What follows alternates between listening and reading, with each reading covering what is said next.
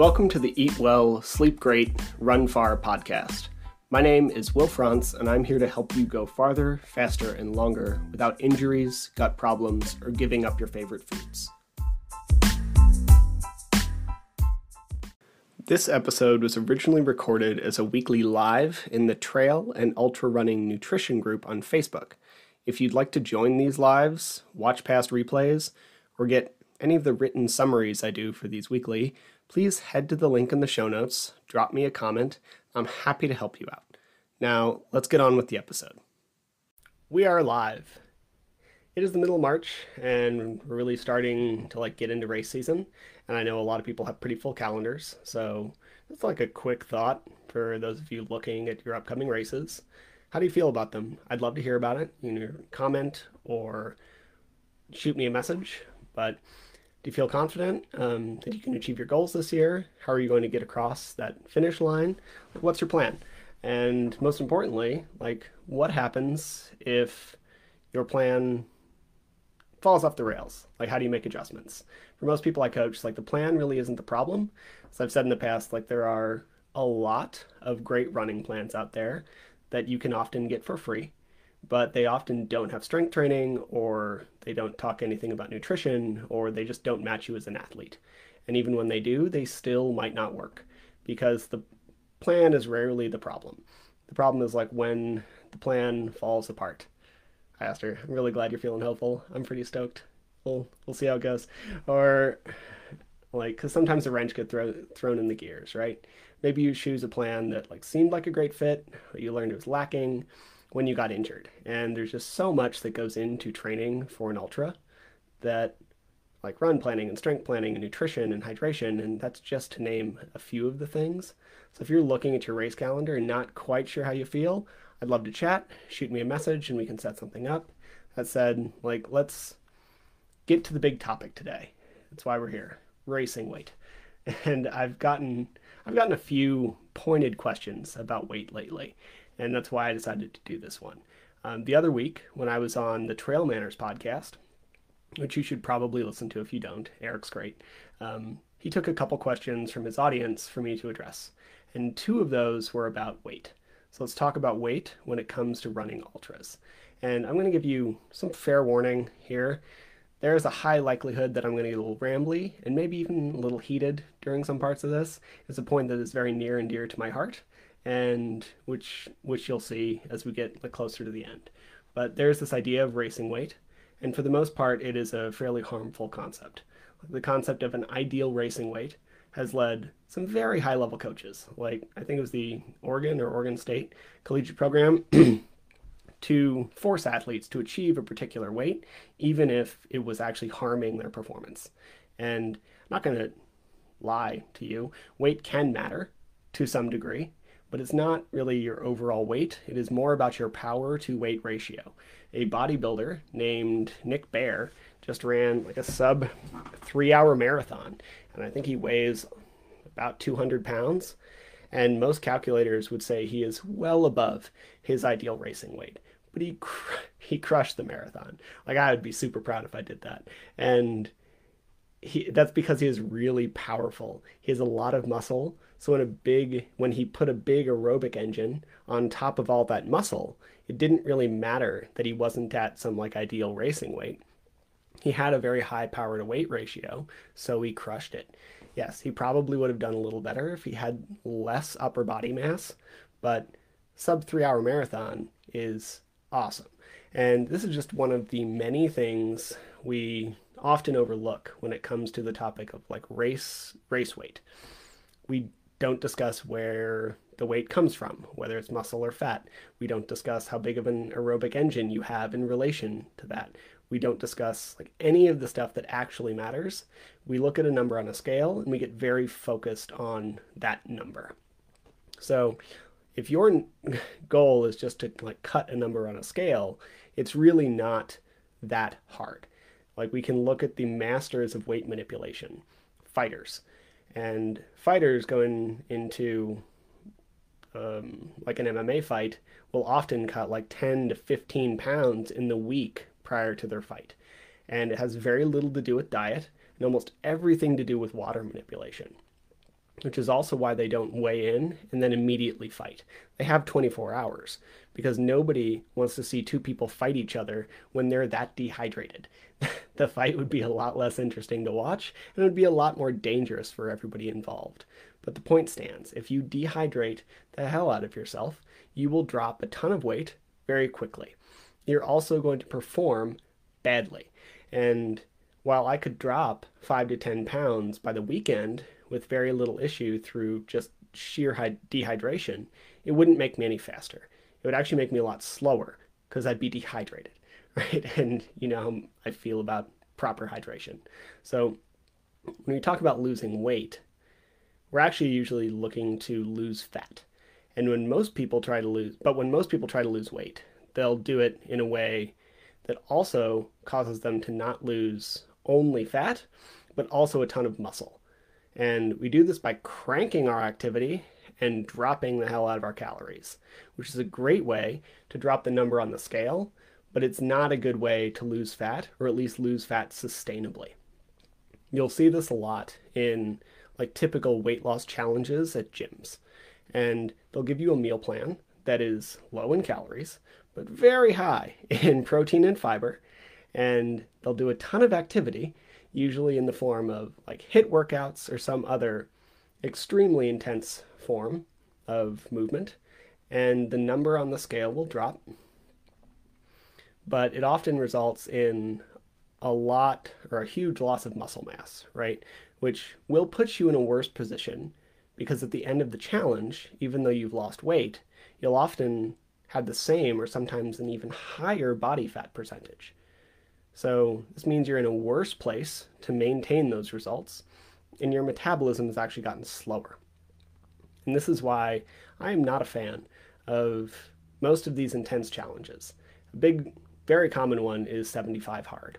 If you're not aware of 75 hard, it is an intense 75-day challenge that pushes you to work out twice a day, one of them outside. There's a bunch of good stuff in there too, like reading and hydration and all sorts of stuff, but it's this intense thing.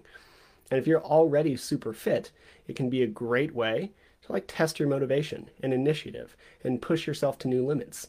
But starting a weight loss challenge or a journey with something like 75 hard is very much like starting running by towing the line at the Hard Rock 100. It's going to ruin you. It's not going to get you where you need to go. And even if it does, you're not going to be able to stay there.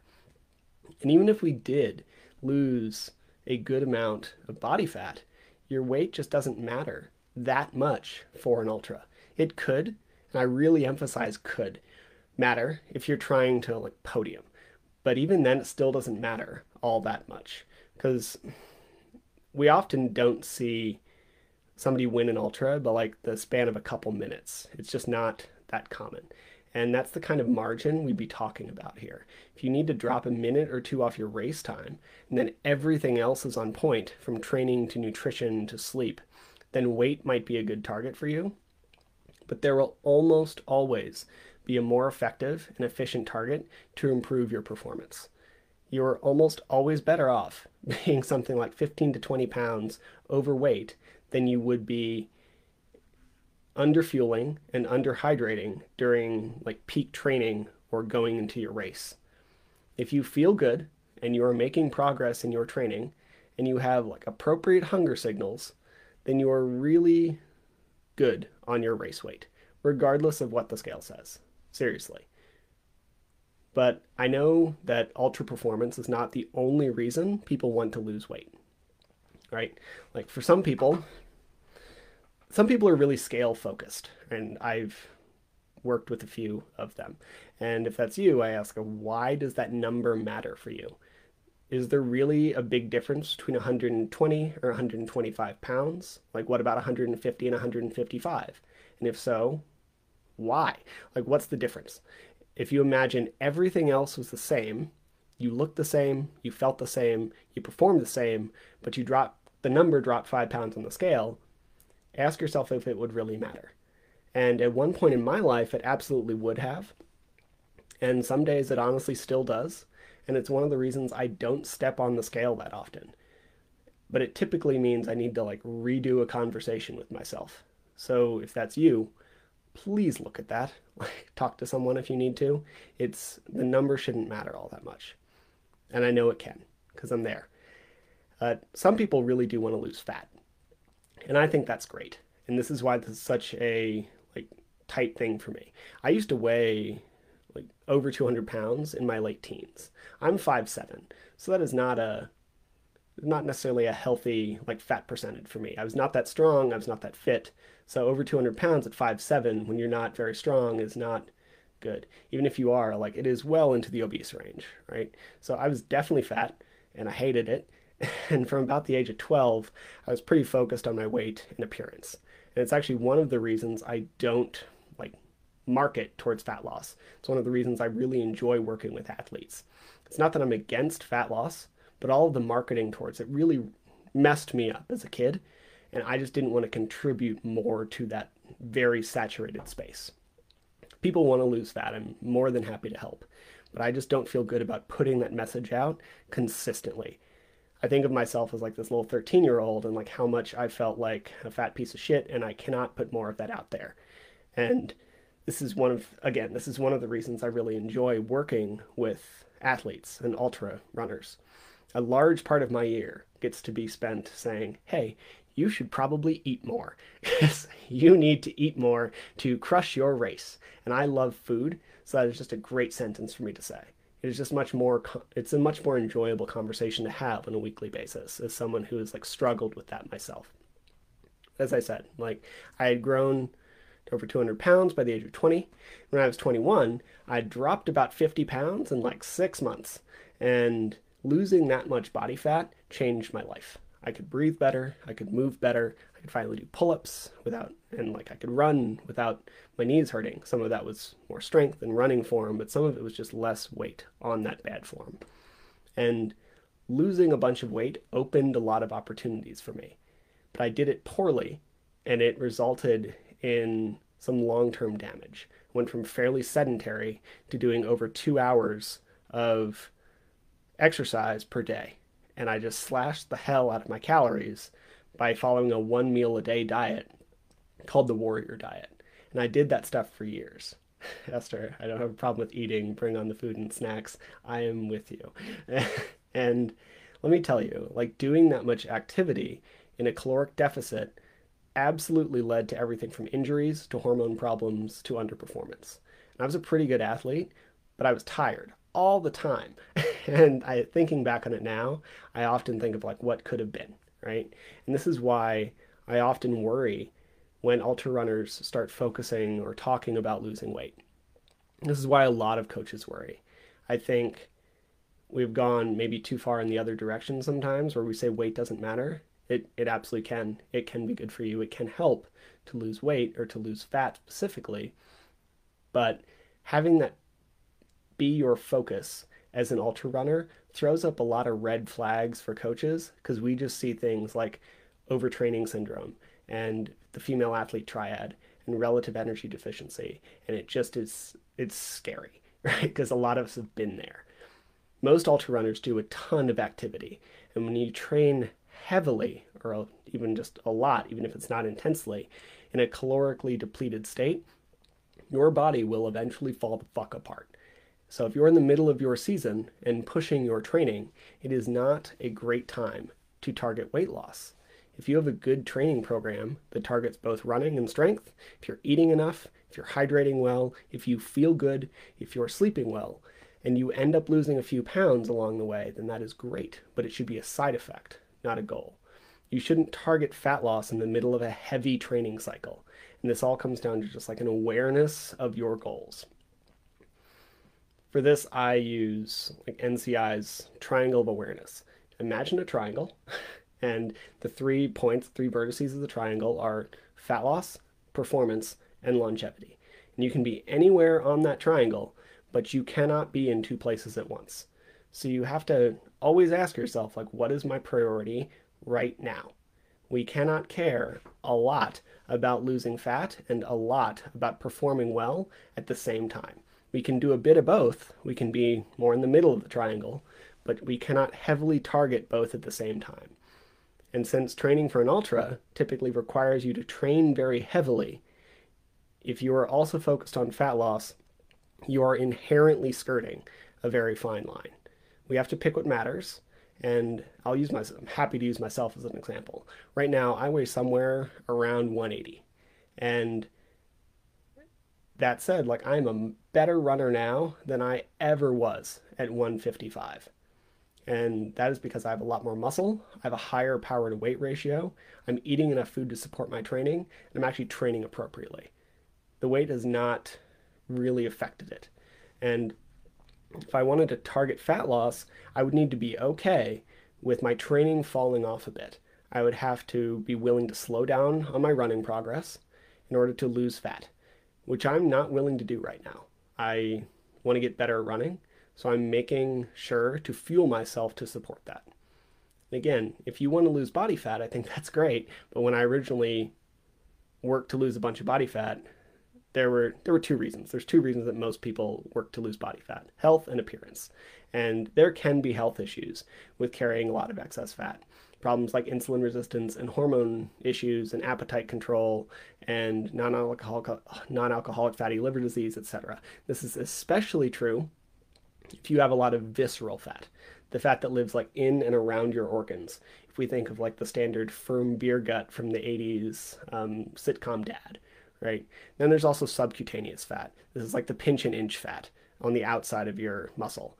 And that seems to affect your health maybe a bit, but only in much larger amounts and not nearly as much as the visceral stuff. But people also have like some level of appearance goals, and that's fine. Like I do, and we should be honest about it. Most people do. And there's no problem with like some level of vanity, whatever that may mean for you. But we also need to prioritize. Training for an ultra is not a weight loss strategy. It's just not. Like if you want to lose fat, I think that's great. But we need to prioritize. You can have multiple goals, but we need to target them probably at separate times, or accept that we're going to do a much lesser, slightly more mediocre version of both. Like I'm a huge fan of body positivity movement. I could have used much more of that as an overweight teenager. I'd probably have a lot less body dysmorphia and feel a lot better about myself. But I think we also end up in the other direction sometimes. Like if you have appearance goals, we sometimes think that's bad. And if you want an 8-pack, go get that 8-pack. Like just know that the 8-pack is not going to help you become a better runner.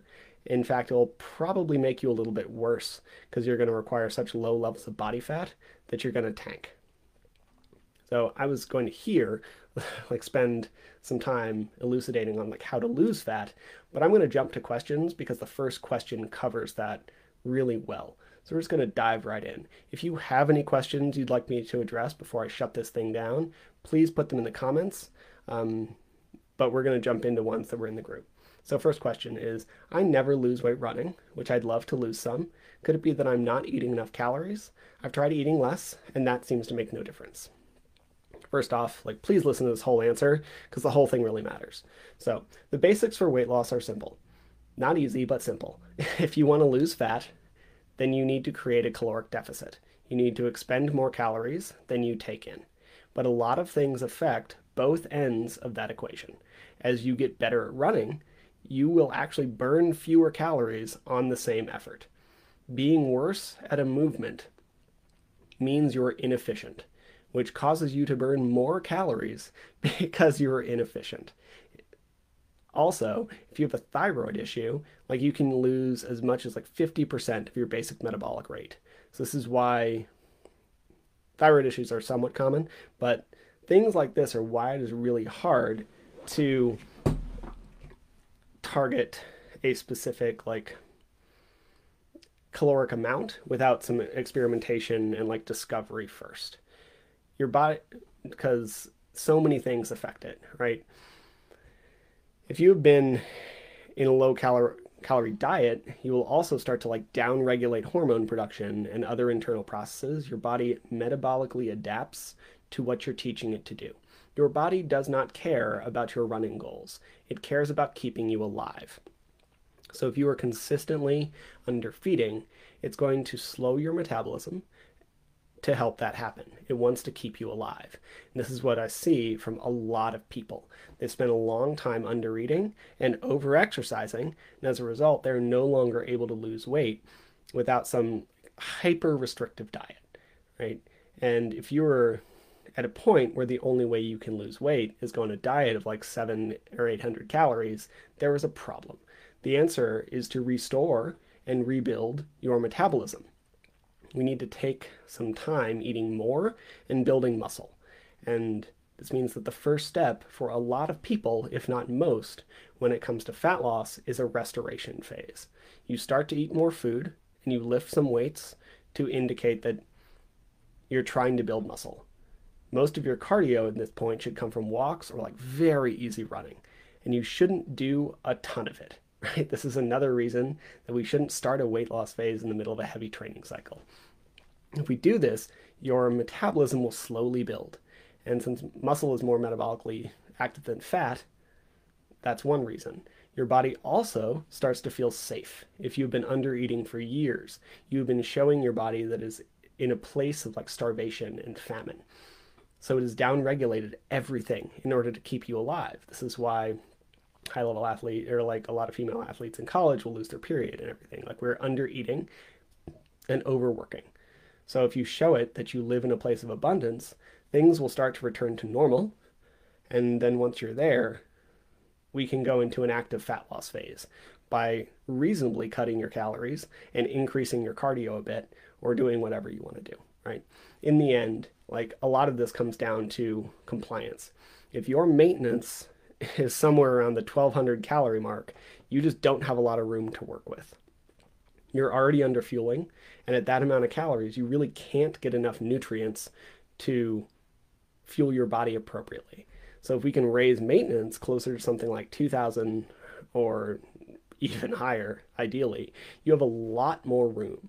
It's just a lot easier to survive in a cut when your cut is something closer to 1500 than when it's closer to 7, right? It is just math. So if you are stuck and fat loss is a goal, then we need to spend some time on this like rebuilding, restructuring phase. Then we can get the fat loss phase over with quickly, because fat loss sucks. Like very bluntly, under eating kind of sucks. So we should give ourselves the best chance of success by building a good base first. And the next one wasn't asked directly, but essentially like I always set weight goals for race day and never seem to hit them. So honestly, based on all the stuff I just discussed, that might not be the worst thing in the world, depending by how much you're off. Like it's very likely that your weight goals wouldn't help you too much anyway. It's possible that you're just going in very well hydrated into that last phase. So when I was training someone to summit Everest, his weight had been stable for weeks. He was actually the most like consistent person on the scale that I've ever met. But a few weeks before he left, it jumped like 2.5 pounds, somewhere in there. It was because we'd started hydrating him more and we bumped his salt up to prep him for the elevation. And as a result, he jumped pounds and he crushed it. Like he did fantastic on his Everest trip. But it's possible you're just fueling or hydrating well. It's also possible you're just fueling your training well. As I said, if you really want to cut weight for race day, this should be done pretty far back from the race. Shouldn't be cutting in a peak, shouldn't be cutting in a taper. You should do it early, because that gives you the best chance of getting the most out of your training cycle and actually recovering during your taper. And then one last question live from Esther. How can I lose belly fat and back of the arm fat? So all fat, you can't really target. Spot reduction is not a thing, as much as I wish it were. A lot of the time it is going to come off in the reverse order that it comes on. So like for me, I gain belly fat before I gain anything else, and then I gain it really evenly. So for me to be able to see my lower abs, I need to get really lean. So it's not a thing that I tend to do because I hate it. And it said like, if you are in a deficit, fat will just kind of come off as it comes off. And then eventually it will start to come off of those places as well. And then you might need to get very lean to make that happen. Some of it's genetics, but the spot reduction thing really isn't a thing. If we want to lose fat, then we need to like create that deficit in a healthy way, and then it will come off more or less how it comes off for you. I hope that makes sense. Cool. That's all the questions I have for today, and I'm going to get going. This will be posted as a podcast here soon, and I will be back next week with another one of these. Hope you have a good week. I'll talk to you later. See ya. Thank you for listening to the show. To be clear, I'm not a doctor nor a registered dietitian, and nothing you heard was medical advice. You should always speak with a qualified medical professional before making any changes to your training regimen. If you enjoy the podcast or found it useful, please take a couple seconds to give it a rating or share it with a friend. Every little bit helps. And if you want more of this information, please head to the Trail and Ultra Running Nutrition group on Facebook. You'll be in good company with other like-minded people who like to do hard stuff outside.